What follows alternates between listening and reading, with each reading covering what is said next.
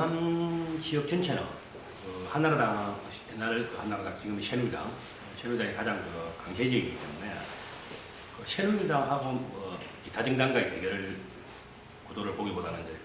새누리당 도지사 선거와 거기에 따른 창원시장 선거를 동시에 봐야 되는데,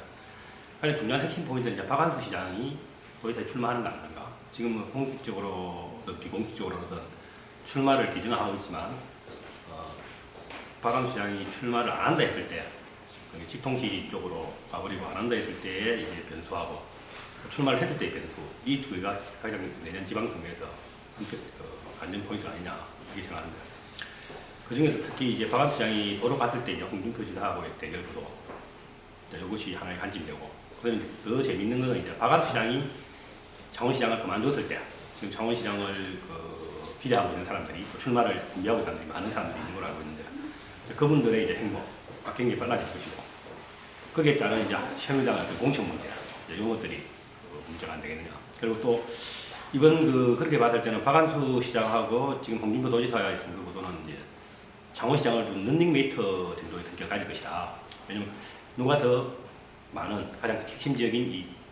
창원 지역에서 표를 득표할 것이라는 문제는 이제 창원시장 후보와의 밀착성 이런 것들이 이제 중요한 관전 포인트로 봐야 됩니다.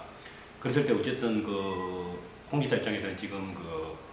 공시가 하진 않았지만 지금 이제 출마 준비 중인 윤 부지사와의 이제 런닝메이트가 될 것이고, 박한수 시장 입장에서는 이제 어떤 사람을 파트너로 잡아서 이번 선거를 치를 것인가 하는 게 이제 중요한 관심사가 될 건데, 거기에는 이제 김호영 도의 의장도 될 수 있고, 또 조영파 제2 부시장도 가능성이 있고, 이런 분들의 이제 행보가 중요시 바라봐야 될 관전 포인트가 아닐까. 일단 안철수 신당의 문제는 이제 지금 이제 상당준비위원회 준비위원장 내분을 갖다가 이제 발표할 정도의 수준인데, 가장 중요한 문제는 이제 안철수 신당이 지향하고 있는 새로운 정치에 대한 새로운 정치와 똑같이 거기에 적합한 인물들이 있는가 하는 문제가 이제 중요한 포인트가 될 것 같은데, 그건 왜냐하면 이때까지 이제 정당 구도가 우리가 좀 지역 구도가 굉장히 강한 것은 사실이었고, 새누리당은 영남, 예를 들어서 민주당은 호남 이런 식인데, 안철수 시장이 말하고 있는 새정치가 호남에서는 일정 정도 역할이 가능하지 않겠는가 하지만 영남에서의 역할이 얼마만큼 있겠는가. 그리고 이제 가장 중요한 문제는 사람들의 참여 문제인데, 그런 역할을 할 수 있는 사람이 참여를 할 것인가 하는 문제, 이게 가장 중요한 문제인 것 같습니다. 그럼 정당을 아무리 만들었다 하더라도 거기에 걸맞는 사람이 없다고 한다면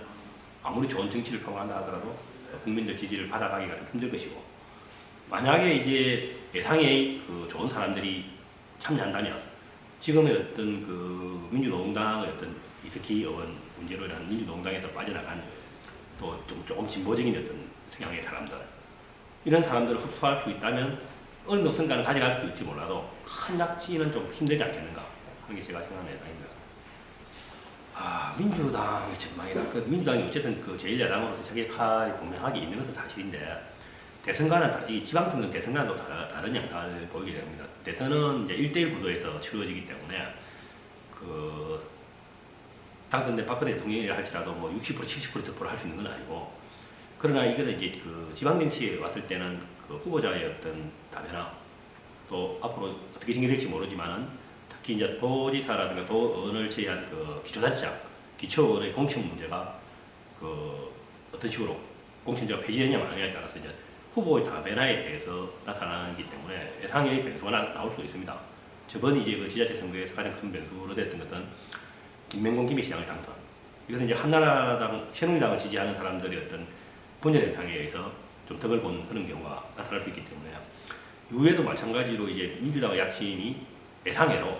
이제 민주노동당, 안철수 신당의 어떤 인재 영입이 한계에 다다르고,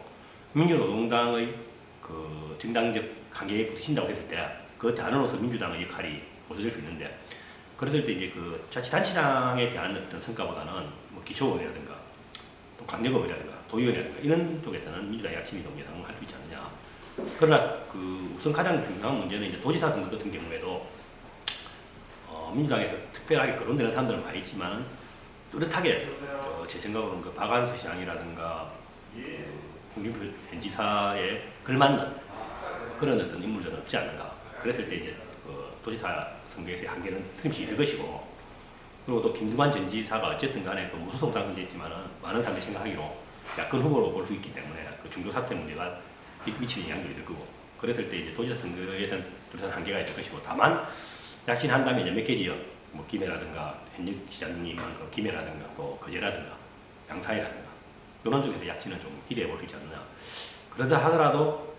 그 지금의 민주당의 어떤 구도, 또 지금은 현재의 민주당이 표방하고 있는 정치 형태로서는 커다란 변화를 기대하기는 힘들 것이다. 그렇게 예상됩니다. 일단은 그 인구수에 따른 어떤 거는 이제 선거구 조정위원회에서 결정하는 문제지만, 일단은 지금처럼 그 대도시 중심을 볼 때는 창원시라든가 뭐 이런 그 대도시 중심에서 이제 대동 그 대선거구제를 유지했을 때는 어쨌든 그 새누리당뿐만이 아니라 기타 정당의 어떤 약진이 예상될 수 있지만, 이게 뭐 이번 그 기초 정당공천제 폐지가 된다면 그 폐지에 따라서 뭐 선거구를 어떻게 조정하느냐에 따라서 어려운 상황이 될 것이냐, 아니면 좀 이렇게 다변화될 것이냐. 어려운 상황보다는 이제 여러 정당으로 다변화된 의원들이 나올 것인가, 또 아니면 그 새누리당을 중심으로 한 뭐라 그래야 됩니까, 거의 독시가 된 그런 행태가 나타날 것인가 하는 문제는 지켜봐야 되고, 다만 이제 인구수가 늘어난 것에 대한 의원 배분들, 이런 문제는 중요한 관심거리가 될 수도 있고, 또 그 의원 배분에 따라서 군소정당, 민주당은 군소정당이라고 이런 그 민주당의 약진, 군소정당의 약진도 이루어질 수 있지 않느냐. 그랬을 때 안철수 신당 같은 경우에 그런 기초 부분에서 약진도 가능하지 않겠는가 하는 건 제 생각해 봅니다.